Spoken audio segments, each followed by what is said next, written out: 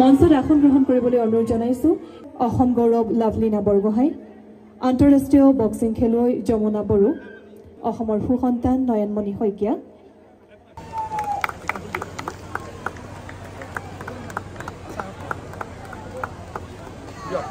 মাননীয় মুখ্যমন্ত্ৰী মহোদয় আমি আন্তৰিক তাৰ পিছতে আমি সম্বৰ্ধনা জ্ঞাপন কৰি জিএম শ্ৰীযুত কাজল ডক্টৰ হিমন্ত বিশ্ব শৰ্মা ডাঙৰীয়াৰ মৰম স্নেহ আন্তৰিকতা আৰু আগ্ৰহৰ বাবে সৰু পথাৰত এই যি ক্ৰীড়াৰ পৰিৱেশ সেই পৰিৱেশক আগুৱাই লৈ গৈ আজি সৰু পথাৰত নতুনকৈ এটা ইনডোৰ ষ্টেডিয়ামৰ নিৰ্মাণ হ'ল আৰু আজিয়ে সৰু পথাৰত নতুনকৈ সুইমিং পুল এটা নিৰ্মাণৰো কাম আজিৰে পৰা আৰম্ভ হ'ব।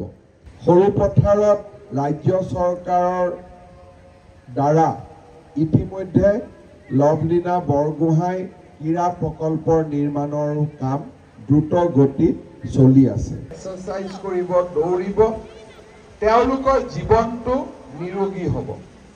যেতিয়া আমি খেল ধেমালিৰ বাবে আগবাঢ়ি আহোঁ তেতিয়া আমাৰ জীৱনটো শৃংখলাবদ্ধ হয়, জীৱনত আমি নিয়মানুবৰ্তিতা শিকোঁ। দাদা